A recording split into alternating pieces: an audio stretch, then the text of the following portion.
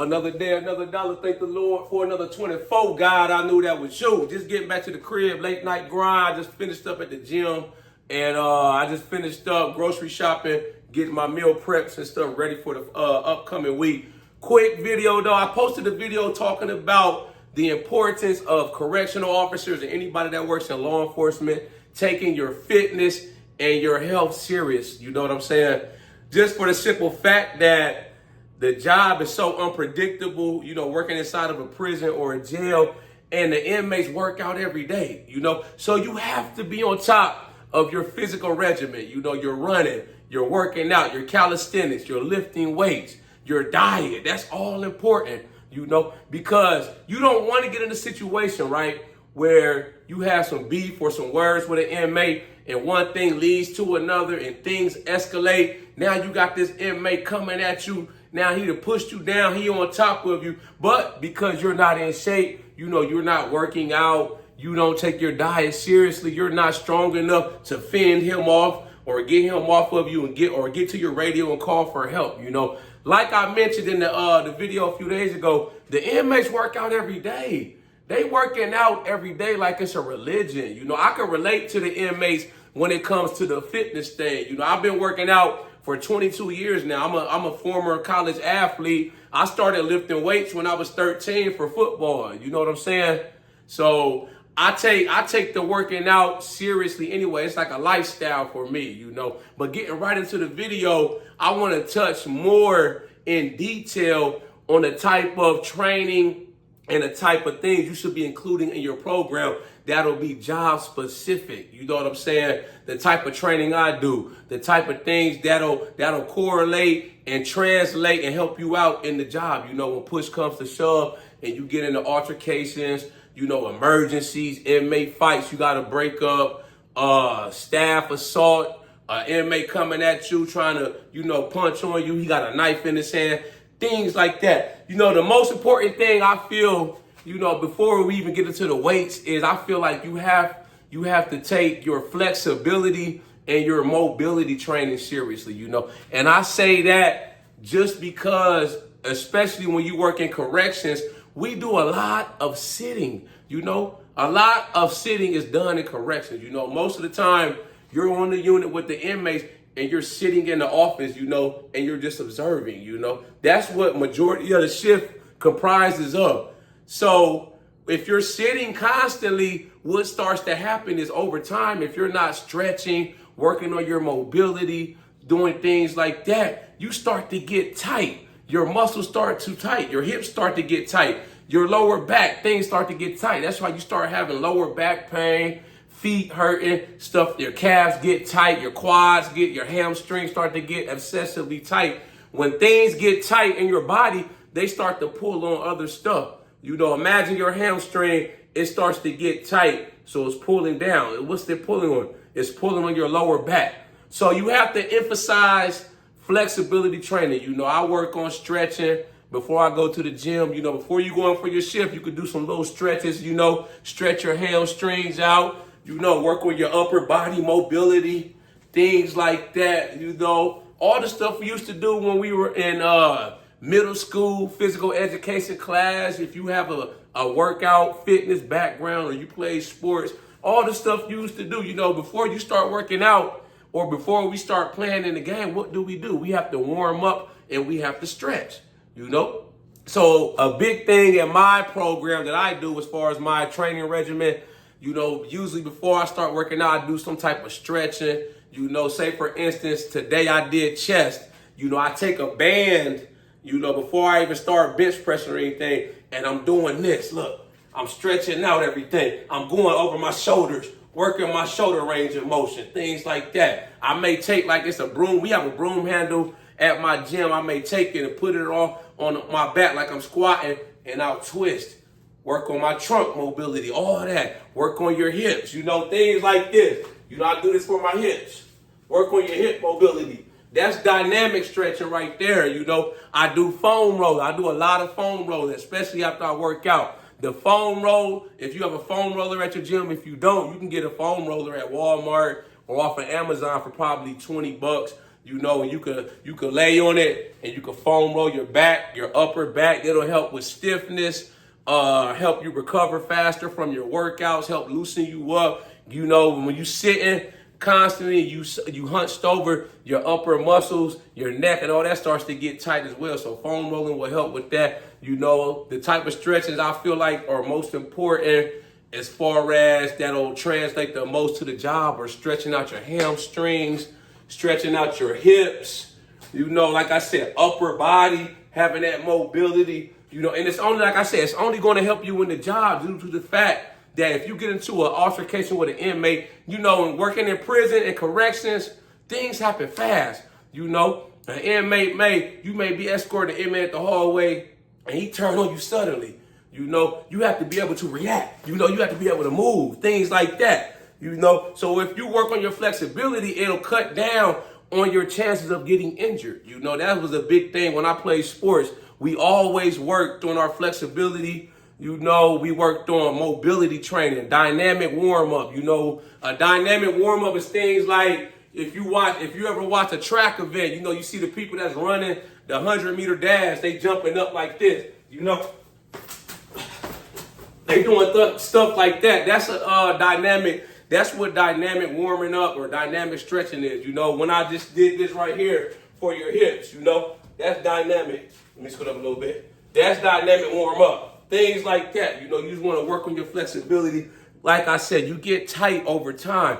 We constantly sit, and if you don't go home and do any type of training, flexibility training, you know, things like that, you're going to just be like loose. You're going to be stiff like a RoboCop, you know. And then say you got to run to an emergency. It's a fight going on up the hallway. You running, you done pulled the damn hamstring. You done damn blew out your damn quad or something because you ain't stretching. You have to stretch and drink a lot of water as well, you know. Like I said, I stretch almost every day. I'm not the most flexible just because I lift weights a lot, you know, but I try to do as much stretching as I can. I feel like you can never stretch enough. You know what I'm saying? You can work on flexibility every day. You know what I'm saying? Sorry if I'm getting a little feel like I'm out of breath. You know, doing all that damn moving I just did and whatnot. So, yeah, flexibility is important. The next thing, you know, is when you in the weight room, you know, working out, lifting weights.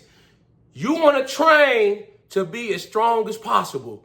You know, you want to constantly be pushing yourself. Progressive overload is the name of the game. That means constantly being able to add weight onto the bar. You know, for instance, when I first started lifting weights when I was 13, I could only bench press 95 pounds.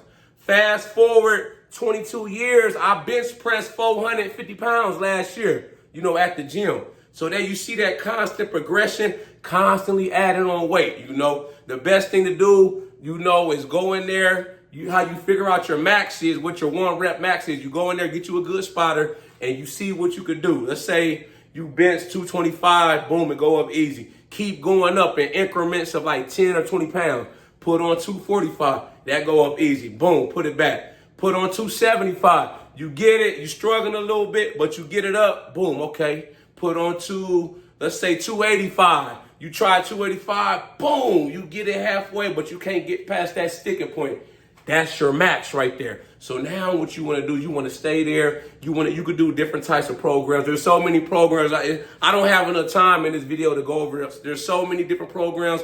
All of them work. Most programs that are out there for strength building, powerlifting, they all work. You know, the only thing that doesn't work is if you don't work, you know. So now you got your max. So boom, you stand at 285, you know. You keep hitting it till now one day you get it and it goes up easy. Or you get it 1 or 2 times. Now it's time to go up. Now you working with 290, 295. That's how you progress. You want to train to be as strong as hell. And you want to center your program around the main lifts. You know, you got to cut through the gimmicks, you know, the fluff, emphasizing the small muscle groups like calves. I see some people go in the gym and they do the same workouts every day. They may just do some arms, some little stuff like that. No, especially if you just starting to work out. You know, if you got a athletic background, you already know your coaches and stuff. We always focused on the big lifts, the squat, the deadlift, the bench press,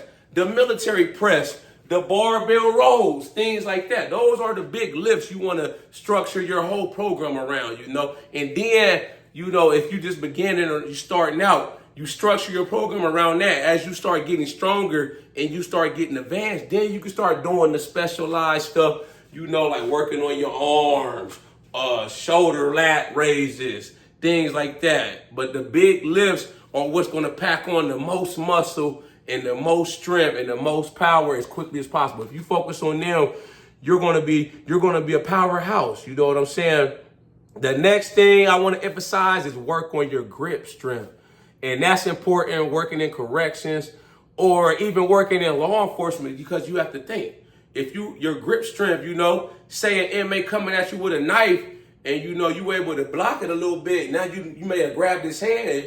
You trying to fight and wrestle with him to get the knife out of his hand, or say, you trying to hold an inmate down. You have to have that grip strength. So you want to work on your grip. Things like if you could do pull-ups, working on your pull-ups, or you could just go up there, hang on the pull-up bar as long as you can. That works your grip and that works your forearm. The best thing too for grip strength is working your deadlift. As I mentioned earlier, as far as the 3 big lifts that you want to structure your weightlifting program around, deadlift works your grip strength tremendously. My all-time deadlift, I deadlifted 620 pounds. I got incredible, grip strength. You have to have that grip strength, man. You chasing down an inmate on the yard, he turned on you, trying to hold him down till your helper rise. Say you work as a cop on the street, you get a suspect, you trying to get the gun out their hand. That grip strength is important for corrections, grabbing stuff, being able to have that grip. Work on your grip. You could do,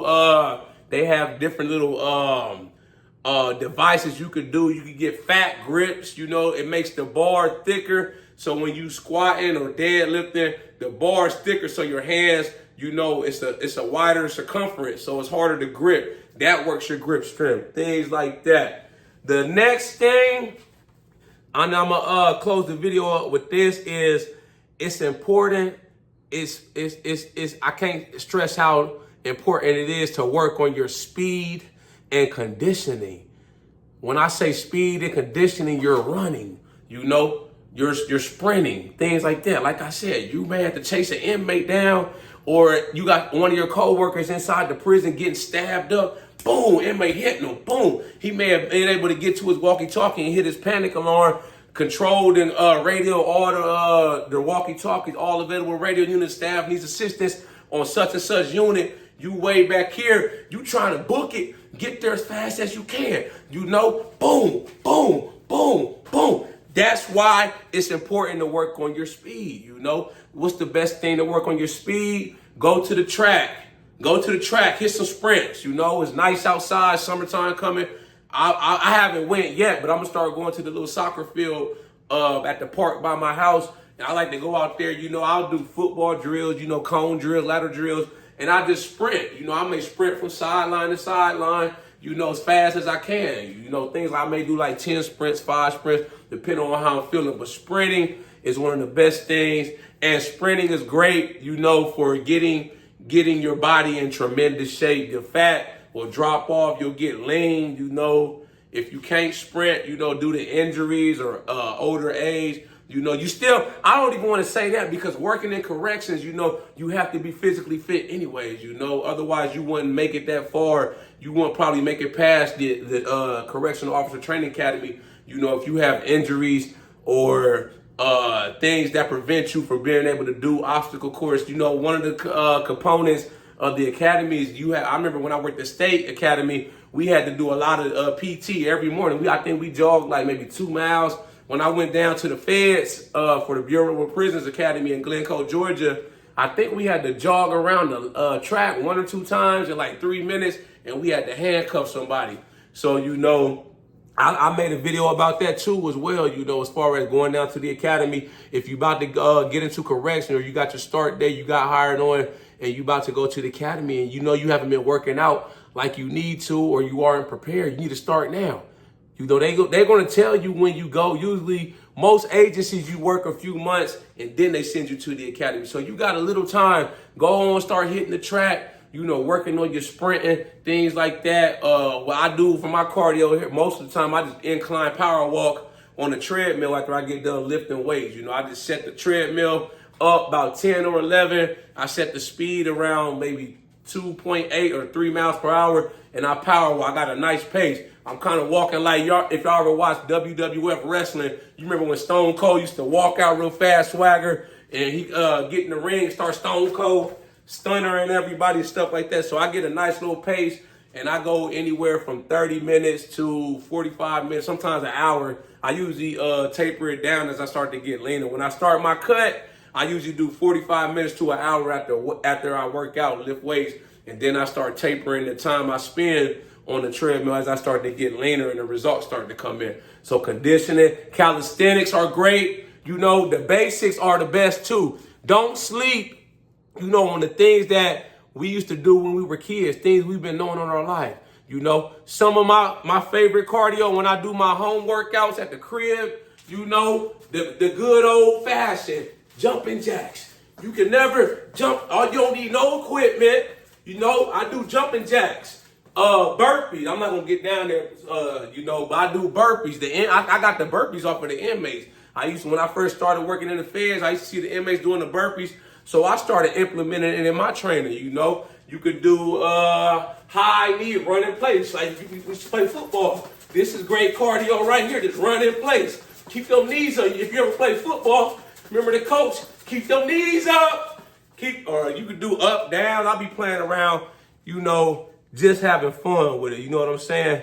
But like I said, calisthenics, sprinting, running, jumping jacks, pull-ups, push-ups, dips. If you got dumbbells at the house, if you don't like to go to the gym, all of that, it's important. It's an important component of corrections. Those are some of the most important things that I feel like you need to implement in your training program. You know what I'm saying? And you'll do good, because you don't want to go into it unprepared. You know what I'm saying? You don't want to be unprepared. Like I said, the inmates working out every day, and it's some big jokers in there. The feds, most of the federal prisons, I've been in the feds, the BOP, for 11 years now. August will be 11 years for me. I've worked in 2 different prisons. Most prisons don't have weights, but some of them inmates, they came from state prisons or somewhere that had weights. Some of them dudes is still big, even now, without having weights. Man, there's some dudes in there, like I said, I used to play college football. They look like they could have been on my team, or they should. I'm like, you should be in the NFL right now. Man, some dudes, 6'3", 255 pounds, diesel, bug, Broly, look like a damn NFL linebacker. I'm like, bruh, you should have been somewhere playing football instead of out here committing crimes, selling dope, or robbing, whatever you was doing. That's where you should have. It's some big dudes. I worked at the federal prison out here in Butner, North Carolina, right? And the camp and the FCI-1, that's the oldest prison. That prison was built in 1976. So the feds, they had weights back in the day. So the inmates on that yard and at the camp, they have weights. So they be getting it in there, If you're going to get on at the state prison, a lot of state prisons have weights, County jails, not so much. But like I say, even if they don't have weights, the inmates are getting it in. They ain't playing. They in there training. I don't know what they training for. I assume, this for health, fitness level. But shit, I don't want to take no chance that they may be training for a potential riot or to take officers and staff hostage. So I need to be training too. I need to be serious with my training and fitness and diet regimen as well. Man, these dudes is getting it in. They running.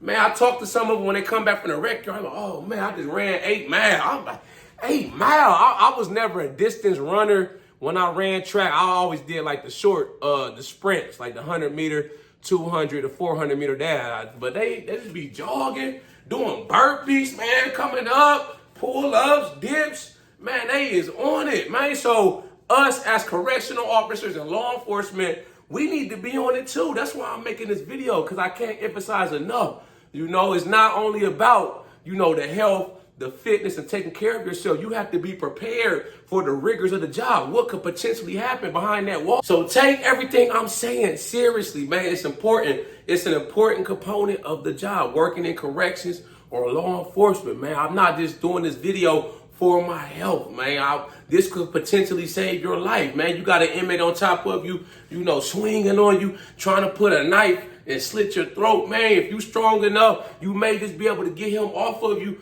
throw him off of you, get to your walkie-talkie and sprint away and get away, That could be the difference between you going home, yeah, you got banged up, and the difference between the warden having to call your family and tell them something unfortunate happened at work. So, officer such and such, he was involved in an altercation, man. I'm sorry, unfortunately, he expired, he didn't make it. Nobody wants their family to have that phone call. So you have to take the job serious, every aspect of the job. This is an important aspect of the job: fitness, training, working out, taking care of your health, being in tip-top shape, being ready for the demands and the rigors and the what ifs, the unpredictable nature of working in this type of environment, Y'all like this video, make sure you subscribe to my channel at The Ghetto Bodybuilder. Follow me on Instagram, TikTok at The Ghetto Bodybuilder. I got the merchandise for sale. This is one of my favorite shirts I created right here. Everything you see on my website, I created myself as well, man.